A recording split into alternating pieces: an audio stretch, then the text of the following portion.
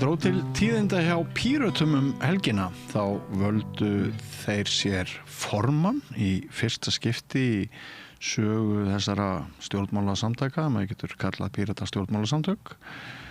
Það nú nokkur saga að baki, stofnaðir 2012, buðu fyrst fram 2013. En þetta afl gekk fyrir hugmyndum flatan strúktúr, svo kallaða.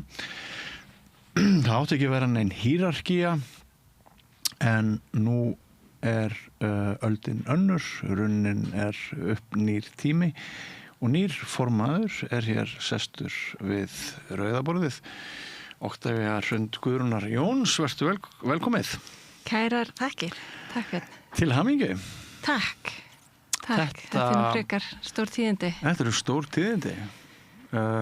Stundum spyr maður fegurðardrottningar komandi þér á óvart.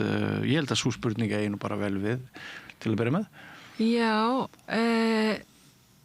þetta kom á óvart, en það var þetta líka kannski ekki, það var ekki mikil munur á milli okkar tveggja sem voru hérna í framboði í lokin. Einmitt. Og það held ég sínu líka, en þáttakan var góð og var góð að miða við kosningarnar sem hafa verið embætti sjálft. Var þáttaka kosninga góð að þínu mati? Já, mér fannst það. Já, sko einhverstað las ég að, hvað var þetta, 160 atkvæði? 174. 174 atkvæði, en hvað voru margir hvað gátu margir kosið? Það eru þetta allir félagar í Pírötum gátu kosið og það það bil 2400. En hafið þið sem sagt bara kosninga þáttaka hrapað niður í bara mjög lítið áður eða? Já, ég held bæði og Bjarni, held að maður það líka kannski að hugsa til hvers konar hreyfing hvaða erfileikar hafa verið upp á síðkastið. Við lögðum af rafrænt kosningakerfi í seinsumarið og það hefur verið svona ýmislegt sem hefur líka gert það að verkum að upplýsingagjöf, það eru margir þættir sem spiluðu inn og þegar kemur líka að akkurat þessu embætti, bæði fórum að kjósa sjálft embættið og svo síðar kjósa fólk í það, þá þetta frekar umdeilt og hefur verið. Það hefur verið ákveðin skautun í hvort að við ættum að taka þetta embætti upp eða ekki og það hefur auðvitað líka áhrif á sjálfa kosninguna. Já. En á miða við svona þáttöku þá finnst mér þetta bara ágætis þáttöka. Já, af því þú nefnir líka að nú hafið þið horfið frá rafrænu kosningum. Þetta var svona annað sem einkenndi Pírata. Það var trúin á tæknina og hið rafræna og engi formaður og nú þetta tvennt, búið að breyta þessu. Já. Hvers vegna? Það meir en það eru líka skipulagsbreytingar sem átt sér stað í hvar og hvernig við vinnum málefnastarfið okkar og ýmislegt. Ég held að það þarf oft þegar þú ert hreyfing eins og okkar stjórnmálaafl þá koma ýmis öldur og þær koma og fara og þroski kemur líka með reynslu, þekkingu og ýmis sem hefur gengið á og fyrir ári síðan þetta duttu við að þingi. Já. Sem var ekki bara mikill með fyrir okkur en líka það eru mörg sem hafa haft samband sem meiri sé að segja að þau kannski ekki beinlínis eru sammála okkur í allri pólitíkin okkar en mikið rosalega saknaði okkar nærveru og bara hvernig við höfum verið sérstaklega inn á þingi sko. Já. Svo þessar breytingar eiga sér stað þetta í kjölfarið þegar hreyfingin var 10, núna orðin 12 að vera 13. Það gerast ýmis hlutir og við erum ennþá. Ég held samt nýr formaður, við erum líka ekki bara búið að kjósa í það embætti sem ég gengi núna, heldur líka í varaformann, við fengum nýja stjórn. Aðgengismál eru rosalega mikilvæg hjá Pírötum. Svo rafrænt kosningakerfi fjallaði ekki einungis það að við lofsyngjum tækni. Ég held að við meira verið flokkur sem átti að segja hvað tæknin hvað gagn getur gert, en líka hvað felst af ógnum eða hvað við þurfum að hafa varan á. Og það var nú bara þannig með það kosningakerfi sem við vorum með, að við töldum það ekki vera nægilega í skakkbúið og það þurfti hreinlega uppfæra það til að hafa það eins öruggt og við teljum það þurfti að vera. Já. Svo við getum sagt það eru ýmis breytingar sem eiga sér stað og það eiga sér stað af ýmis ástæðum. En að sjálfsögðu það skiptir mála þetta þingi og það þarf að taka alvarlegra og hefur hreyfingin finnst mér gert það og verður að fara líka varlega með þetta embætti eins og ég sagði við erum mörg sem höfum ýmis skoðanir á hvort áttu verið þetta embætti hjá okkur eða ekki það vissulega hægt að útfæra flatan strúktúr og mismunandi hátt og var ég mjög hlynnt þeirri aðferðafræði sem við höfðum fyrr, ég er mjög hlynnt beinu lýðræði, ég er mjög hlynnt því að það eru varnaglar til staðar, sérstaklega í valdastöðum og hef ég tekið þátt í mikið af þeim umræðum sem hefur verið og sjálfsög finnst sem kannski pínu skrýta að ég svo býð mig fram í embætti sem ég einmitt ekki hef talað fyrir en mér finnst að við þurfum að fara varlega vandlega með þetta og sérstaklega vegna þeirra samtala sem við höfum átt en ég auðvitað Pírati inn að beini svo ég virði niðurstöðuna sem við náum að út af við áttum samtöl ég upplýði að mín skoðun var heyrð og svo kusum við og þetta var niðurstaðan bara eins og í öllu öðru lýðræði. Já, sko Alexandra Brím sem þú etur kappi við það munar hann nokkrum atkvæðum sennilega töldu fleiri hana sigurstranglega myndi ég ætla einhver svona sterk skilaboð sem að sko nú Dóra Björt var að spá bjóðis fram hætti við eins og þú nefnir þá allir þingmennirnir horfnir eru Píratar að senda mjög sterk skilaboð bara viðsnúning einhvern veginn? Já, ég held ekki við erum að ræða viðsnúning. Nei. Ég held að við erum að tala að umhverfið ekki bara á Íslandi heldur í heiminum að breytast. Að sjálfsög kom það mér að einhver leita óvart. Við vorum frekar jöfn sko eins og ég nefndi en það komi vissulega að einhver leiti á óvart. Píratar eins og margar hreyfingar eða stjórnmálaflokkar á Íslandi eru þetta með mismunandi áherslur inn á við. Það hópur sem sérstaklega innan við einhvern málaflokk eða horfir sérstaklega til einhvers konar pólitík sem forgangs eða aðalatriði og það vissulega líka hjá Píratum. Ég held meira það sýnir að mér hefur farið þetta traust hefur kannski verið Alexandra bara harðdugleg kona og hefur unnið og starfað fyrir flokkin bara til fjölda ára en það einhvers konar hreyfing núna sem kannski meira að horfa til þeirra ástand sem og skautunum sem við að sjá í samfélaginu okkar og kannski að sækjast í eða biðja að fá stærra samtal í gang, rótækara samtal og treysti ég Alexandru fyrir því eins mikið og ég treysti mér fyrir því en ég treysti líka félagsfólkinu sem kaus og ég kannski nýrra andlit þetta ekki inn á við, alls ekki En muntu standa fyrir róttækni? Á fasískum tímum? Já, ég held það en ég held að það þarf svona pínu þetta umbótaflokkur fyrir okkur skiptir rosalega mikið máli hvernig við gerum hlutina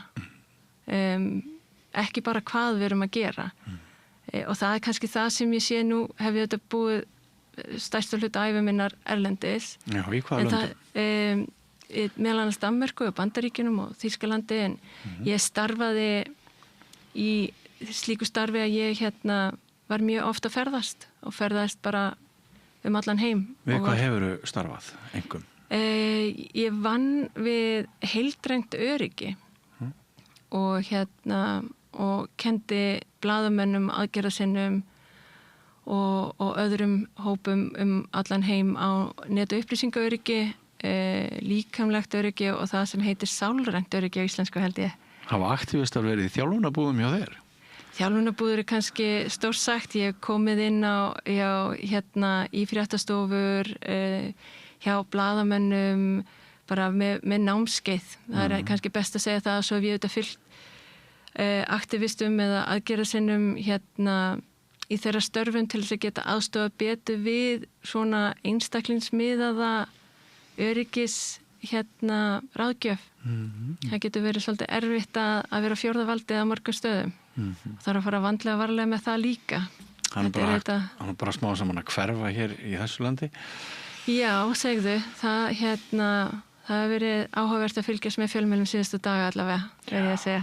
Maður getur notað orðið áhugavert í ýmsum skilningi. Já, ég hef lært það á Íslandi, áhugavert sagt í pólitísku skilningi. Getur verið ýmislegt og gott orð að nota þegar maður svona er pínu hugsa eða já.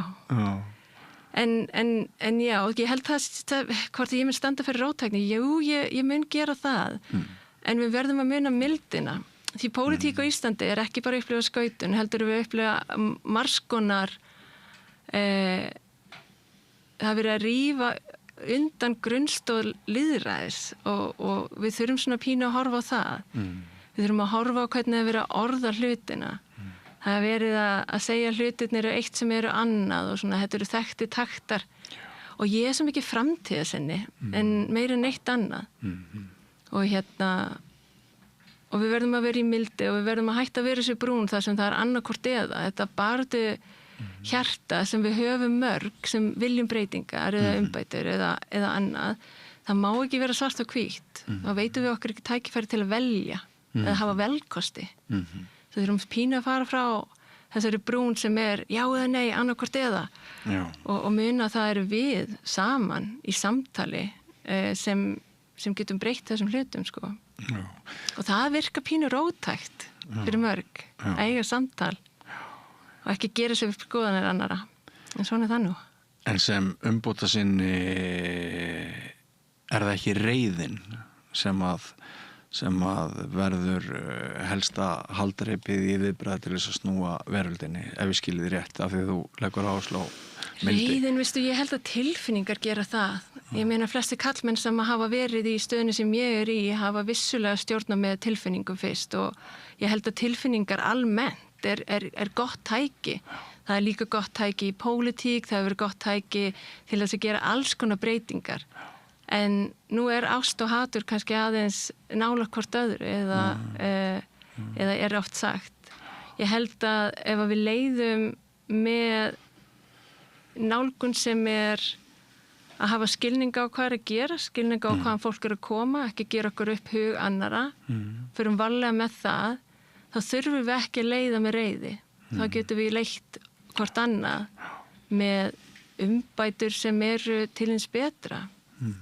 En það getur verið svolítið erfitt þegar það er einhvern veginn þannig inn af íslenska pólitík að hún á afskaplega erfitt við að fara út fyrir þægindaramman sinn. Ég hef ólst upp að mörgu leyti í Danmörku og þar er ýmis kosningabandalög, þar eru flokkar að styðja minnihluta, það er alls konar útfærslur. En það er eitthvað í menningunni hérna sem ég er ennþá átt að með á eftir öllu sára eldendis sem gera það verkum það bara á afskaplega erfitt að fara út fyrir þægindaramman og ég veit ekki hvort að það er þræðsla eða ótti eða varkárni eða íhald, en eitthvað er það. Og það þarf kannski aðeins að taka á því og það getur kannski líka verið eitthvað sem fólk mun telja vera á róttækt. Getur þú skýrt aðeins betur hvað átt við þegar þú talar að það sé erfitt að fara út fyrir þægindaramman? Ef við horfum á íslenska pólitík eins og ég hef kynst henni síðustu 8-9 árin eftir að flytta á fullorðinsárum og þau byrjar að krukka pínu í sögunni líka.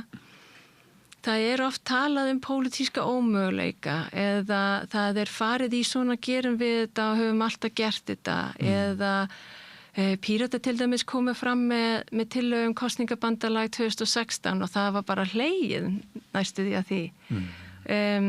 Og var það frekar fyrir mér að sjá eðlileg nálgun. Við erum nefnilega skiljanlega erum við þjóð sem frá uppruna eru bara innflytjendur sem koma og flytja inn á eyju sem kannski átti aldrei rétt að búa á. Ég meina ef þú tekur veður þú tekur jarðskjálftana, þú tekur öll gosin og allt hitt. Það er ekki auðvelt að vera hérna. En við einhvern veginn höldum áfram í þrjóskun okkar og út af því þetta er ótrúlega fallegt land og hefur gefið okkur margt. En þroskakipirnir sem við höfum tekið hafa kannski verið öðruvís út að við erum svo einangruð og við erum hér og við höfum einhvern veginn látið plata okkur í að hugsa að eins og við gerðum það mun virka til framtíðar. Að ef við fáum að fara út fyrir þennan þægindaramma, þá held ég við gætum miklu stærri og betri hluti. En við byggjum á samtringingu sem þurfti að eiga sér stað í fleiri 100 ár. Því ef þú ekki gæti treyst á nágrannandinn, hvað gerir í snjóflóði? Hvað gerir eitthvað kemur upp á? Hvað gerir ef að þú ef engin fiskur er þann dag. Svo það er þessi samtrygging sem hefur gert að verkum að við látum plata okkur í að við þurfum að halda okkur innan við einhvern pólitíska bara þægindaramma og núna er kannski komið tími til að aðeins að forvitnast út fyrir hann. Já, þannig að þægindarammin er svona venjurammi líka. Já, ég sé nefnilega Íslendinga oft hugsa út fyrir ramman, mikið, vel, skemmtilega, skapandi greinar hér eru frábærar og við getum að kunnum svo ótrúlega mikið í svo mörgum greinum út að það var kannski enginn sem sagði við gátum það ekki. En það gildir einhvern veginn ekki pólitíkina. Það finnst mér áhugavert. Svona alvöru áhugavert, ekki pólitískt áhugavert. Jú bæði reyndar. En svo mér finnst það vera svolítið spennandi verkefni núna yfir veturmánuðina. Að sjá hvernig við getum svona pota pínu í þennan þægindaramma, sé hvað er raunverulega hægt, hvað viljum við, á hvað forsetu viljum við gera það og með hverjum treystum við okkur til þess. Já. Björn Leví Gunnarsson, fyrrum þingmaður Pírata, ég kallaði hann til og bað hann að koma og greina þessar breytingar þegar ég sá í fundarboði frá Pírötum að það stæði til að hverfa úr rafrænu kosningafyrirkomulagi og velja sér formann í fyrsta skipti. Þetta var í tölvupósti, myndi ég giska á, sem ég sá þetta í maí eða júní fyrir þessu ári eitthvað slöðis. Já, einmitt. Að þá sagði hann að hann styddi það alveg að nú þið formannsembætti innan flokksins meðal annars vegna þess hvað stjórnmálin eru orðin einstaklingsmiðuð og miða við sem sagt í þeim skilningi að það er svo mikill fókus á talsmenn og oddamenn og sem sagt þannig að í ljósi þess þá er pressa á þér, þú ert þið nýja andlit Pírata og ef þetta er rétt sem hann segir að við séum að færa svona skynjun okkar og hugmyndir og hugsanir pólitík meiri átt að oddvitunum, leiðtogunum þá skiptir máli hvert þú horfir, hver eru þín helstu áherslumál núna? Geturðu nefnt mér eitthvað svona af því sem að þér finnst brýnast að setja á dagskrá umfram það sem að þú hefur nú þegar verið að ræða? Já, ég vil kannski aðeins koma inn og ég held að smæðin á Íslandi mun alltaf gera það að það eru einstaklingar innan við flokka sem mun hafa áhrif. Hvort að það hefur bæst sérstaklega við auknum mæli núna. Björn er kannski, hann ólst upp hérna líka, svo hann er kannski betur að segja það. Mér finnst það ekki reyndar. Mér finnst að flokkar bara íhald og framtíðarflokkar hafa eiginlega öll verið með svona pínu oddvita eða svona, fórustuna svona frekar einstaklingsmiðaða. Þú sé líka breytingar innan við svona suma flokka hafa haft alveg stór áhrif. Hver mín helstu áherslumál eru, ég held við þurfum að átta okkur á þótt við erum lítilega svolítið langt í burtu frá heiminum, þá er heimurinn hér. Ég held við þurfum að huga almennlega, verulega og til framtíðar að ýmist þáttum til þess að tryggja að fólk sem er hér, sem kemur hingað og sem hefur verið hérna, sé öruggt og lengur ekki bara öruggt á þann hátt og við þurfum að hugsa til netupplýsingaöryggis og ýmis aðra öryggisógna í stærri heimi. Heldur líka margar af þeim tillögum sem hafa komið frá Pírötum í gegnum árin, það þarf alltaf að koma svona ein bylgjas með tillögu eins og borgarlaun eða álíka, það sem guð minn almáttu, hvað ruglir í þeim, svo kemur önnur bylgja, það sem oft sama tillagan kemur frá kannski líka öðrum flokkum í svona aðeins öðru til búning, svo kemur þriðja bylgjan og þegar hún kemur þá getur við raunverulega látt samtal. En ég tel að þessi grundvöllur og grunnstoð til þess að geta lifa lífi í reisn, það eitthvað sem ég berst fyrir og gerir það með mörgum Pírötum, við þurfum verulega að hlúa að því. Og nú hef ég verið í borgarpólitíkinni, það talsverð mörg ár síðan ég var í landspólitíkinni, en fylgist auðvitað með. Ég held við þurfum að muna að hvernig við komum fram með hvort annað og hvernig við komum fram með fólk sem skiptir máli. Ég held við séum svona pínu að búa til vandamál fyrir okkur. Við erum einhvern veginn að fara aftur í 10. áratug Danmerkur og horfa til útlendingapólitíks. Ég ólst upp þar á þeim tíma, ég hef ekki sagt að það bara hræðilegt, það eins og að sjá bara lestaslys gerast með hægri lest. Þú sér líka flokka að nota orðræðu sem býr til ekki bara skautun heldur, bara beinlínis hættuleg og það sem verið að ýja að við og þau, að það einhverju flokkar, einhver kyn, einhver þjóðerni og það bara alls ekki þannig. Svo þótt að þetta kannski eitthvað sem hljómar sem stór og kannski ekki mjög fyrirsjáanlega hlutur eða hvernig maður orða það, þá eru mannréttindin þetta aðgengismál. Og aðgengismál fjalla hvernig við komum fram við fólk og hvernig við erum. Svo ég held að öryggi til sjálfstæðis skiptir máli fyrir einstaklinga, fyrir hópa og fyrir landi. Við erum sammála með það vaxandi útlendingaandúð í þessu landi. Já, ég held við byggum það meira sér til. Já, hvernig þá? Ég held við tókum kippi frá fyrstu svona þegar byrja að koma þegar fólk byrja að koma til Íslands og það hefur gerst auðvitað yfir lengri tíma. Ég meina við komum mínar ættir að rekja til 950 eitthvað, þá var einhver bylgja sem kom. Ég held við byggum það til við hreinlega ekki að vera tilbúin. Við fengum einhvern veginn boða við fólki heim til okkar og við vorum ekki búin að leggja borðið niður elda. Við gleymdum pínu hvernig við eigum að vera þegar við erum að bjóða fólki velkomið. Og með því að gera það þá byggum við til aðstæður þar sem að við fengum að búa til þessa hræðslu.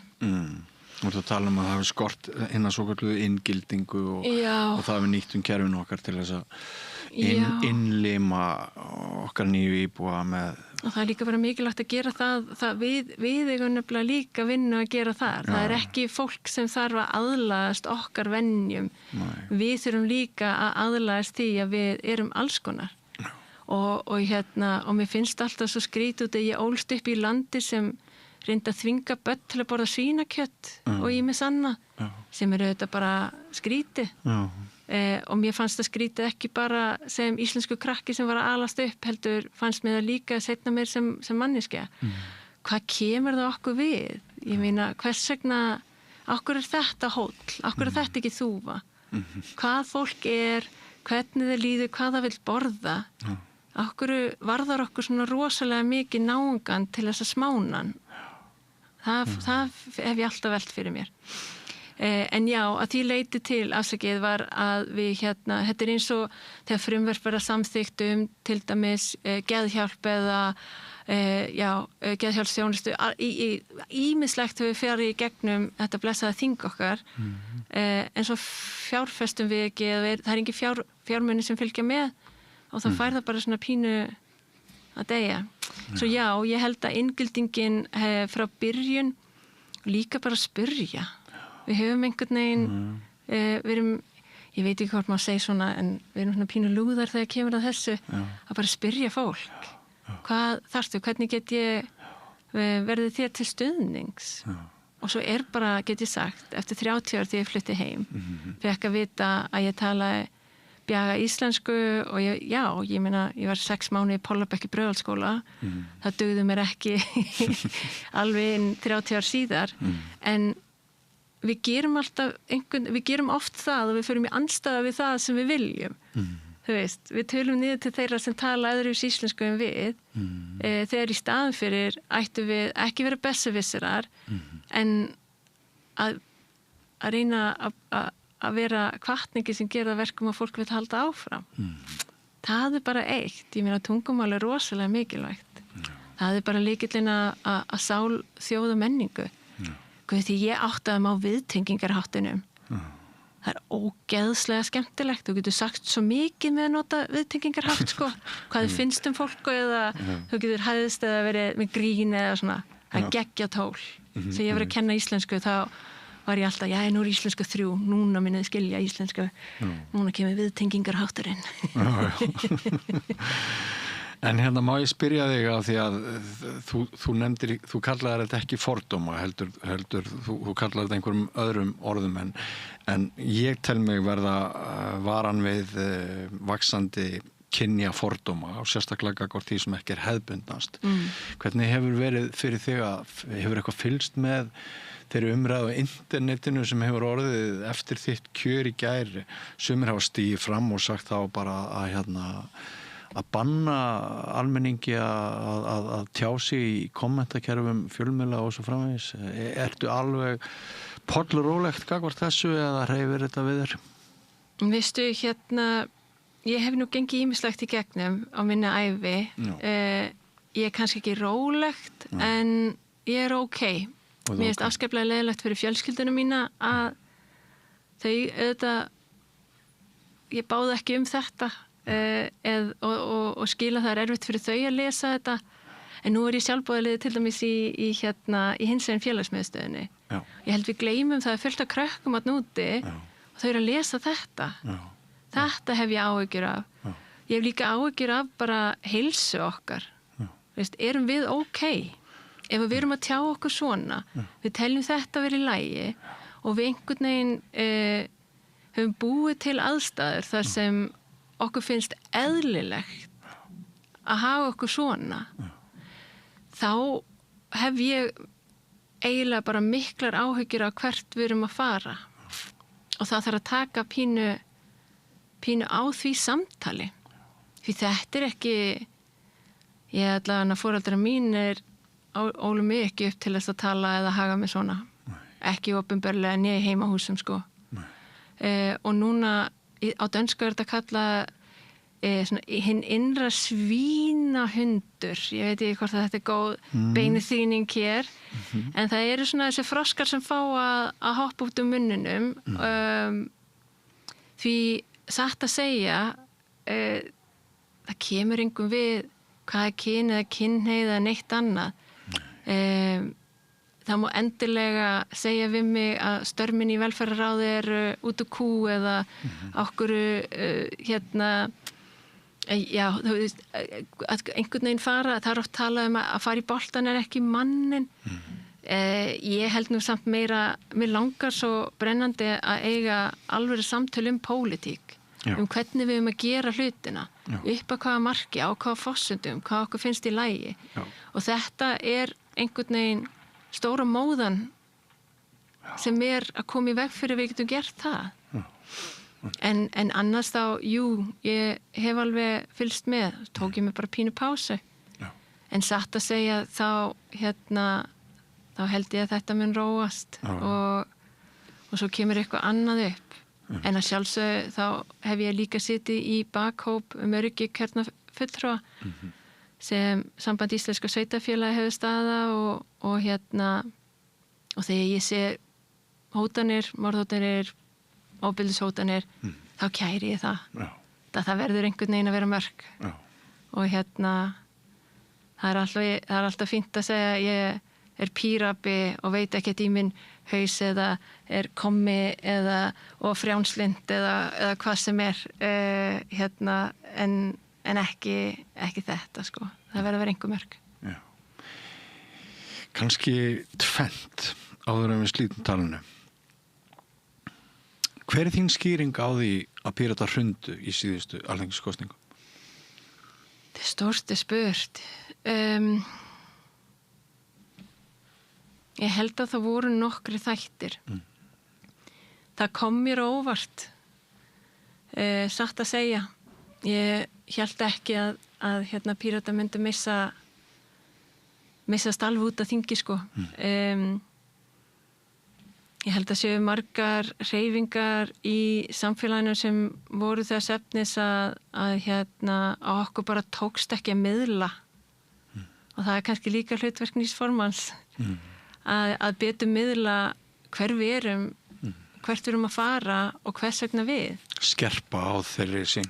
Skerpa á þeirri sín sem Píratar hafa og hvers vegna við erum hérna ennþá og okkur við höfum þessu óbylandi trú á að hvernig við gerum hlutina er til bóta og umbóta fyrir samfélagi heilsinni. Svo ég held að upplýsingagjöf og hvernig við komum þessu á framfæri, svo líka bara ótrúlega erfitt að við erum þetta næstu í orði bara þjóðaríþrótt að slíta og fara til kosninga sko. Ég þetta komið svo gott einhvern veginn, það var 16, 17 21 svo 24 við náum einhvern veginn við náum einhvern veginn aldrei að taka, við náum einu heilu kjörtímabili held ég að þingi og það gerir þetta að verkum að fólk verður líka bara drull þreytt. Ég skil það vel. Svo það líka, við þurfum að vera með skýra skilaboð, við þurfum að einblína afskaplega vel á upplýsingagjöf og við þurfum að vera betri að hrósa okkur og tala um alla þá vinnu og allt það starf sem við höfum náð. Hluti sem hefur komið í umræðina út af því að við hefum verið fyrst eða þú veist í fórustu fyrir málefnis og skaðamingun eins og fullt af borgar, veist, það alls konar umræði sem á sér stað sem kemur frá þingfólki og borgar- og bæjarstjórnarfólki Pírata en við þurfum líka að geta sagt það sko og við höfum ekki verið nægilega góð í að gera það. Nei. Myndirðu skilgreina þig til vinstri miðju eða til hægri eða myndirðu bara ekki vilja skilgreina þig á þessum skala? Þetta spyrðu kvárum. Veistu, ég skil... Ég skil hvað þú. Já, hvað inn í tvíkynhyggjun ertu? Hver á hana sumarbústað? Já eða nei? Já, hver á hana sumarbústað? Veistu, ég skilgreini mig til framtíðar. Ég held að allt pólitískt afl sem mun hafa einhvers konar færi á að breyta hlutum á Íslandi verður að skilja að það er ekki íhaldssemi heldur framtíðarsýn sem þarf að byggja á grunnþjónustu sem vissulega hefðbundið kallað vinstri en hún þarf líka að byggja á rétti og sjálfsörkunarrétti sérstaklega einstaklinga til að vera nákvæmlega eins og þau eru. Svo ég held að ég á ekki bara að svara það sama og ég geri þegar ég fæ hina spurninguna. Bara bæði og einhver staði þar á milli. En svona í lokin, hver brýnt að þínu mati að fólk sem upplifir sig landlaust í pólitík og við erum að tala sko sósíalista, vinstri græna, Pírata enginn af þessum þremur flokkum á þingi núna að tala að atkvæði hafa fallið niður dauð og sumt fólk sér ekki að það eigi sér mikla málsvara. Hve mikilvægt að reyna að blása til einhvers konar sameiningar úr þessum þjóðarbrotum að þínu viti fyrir kannski upptakti sveitarstjórnarkosninga nú þegar eða að minnstakosti ekki síðar en fyrir næstu alþingiskosningar? Já, ég held að það brýnar en næstu alþingiskosningar. Já. Ég held að fólk sakni flokks sem eða sakni afla sem vilja fagleg vinnubröð, vilja uppfæra umbótir í kerfunum okkar sem einhvern veginn stanslaust eru búin til með gött. Við gerum ekki mjög mikið í að uppfæra þessa blessu löggjöf okkar og við erum stanslaust einhvern veginn að búa til meira löggjöf á þess að sjá í stærri mynd og það sem Pírata líka geta að hafa haft sjón til. En vissulega saknar fólk líka alvöru flokk sem skilur að umhverfismál eru mannréttindamál. Það ekkert flókið. Og að fátækt ekki bara, það kemur til þess að kynlífsverka fólki og hvernig það hefur verið erfitt í umræði í mörg ár. Grundvöllurinn bak við það sem, ef þú talar mansal, ef þú talar fátækt, ef þú talar tvíþáttangeð og fíknivanda, þetta eru allt málefni sem eru gríðarlega mikilvæg fyrir marga flokka og sósíalista líka. Ég meina, ég held að það margt sem sameiginlegt en við þurfum að ná saman bæði málefni hvers annars en líka þessa snertifleti út að við höfum margt og mikið sameiginlegt. Hvort að það verður kosningabandalagið eða hvort að það verður með sérstökum listum hér eða annar staðar í sveitastjórn. Það eina sem ég veit að það ótrúlega mikið og margt öflugt sem á sér stað og hefur gerst. Líka í borgarstjórn með 5 flokkum sem á afskaplega stuttum tíma hefur náð árangri En myndu beita þér fyrir því að Píratar reyna að sameinast öðrum flokkum fyrir næstu sveitarstjórnarkosningar eða viltu bara segja hér nú Píratar munu einir bjóða fram í næstu borgarstjórnarkosningum hér í Reykjavík? Það held ég sé ekki rétta spurningin. Ég held að rétta spurningin hvernig ég sem formaður vil nálgast ekki bara þetta embætti, heldur þessi samtöl sem þurfa að eiga sér stað. Þetta eru auðvitað sveitarstjórnarkosningar og það hafa auðvitað verið formenn annarra flokka sem beinlínis hafa farið út og sagt við munum aldrei bjóða fram í Reykjavík nema í nafni flokksins. Eða við munum bara, gefum þessu aðeins tækifæri, það erfitt í þessum 3 flokkum allan sem þú nefnir eða hefur verið og það þarf að ná sátt. Við þurfum að geta átt samtöl, hvort sem að það innan flokks, utan flokks eða flokka á milli. Ég ætla ekki að alhafa hér. En þú ert opið fyrir öllum möguleikum? Að sjálfsögðu. Og ég opið fyrir samtöl með öllum á flestum forsetum. Nema kannski fasistum. Það eru prýðileg lokaorð. Mér líst vel að þá afstæði þér. Oktavía Hrund Guðrúnar Jóns, kærar þakki fyrir komuna, til hamingju enn og aftur með þennan sögulega titil að vera fyrsti formaður Pírata og gangi ykkur vel. Kærar þakkir. Og ekki fyrir langt, við höldum áfram hér eftir andartak. Hvar skrái ég mig í áskrift? Samstöðin.is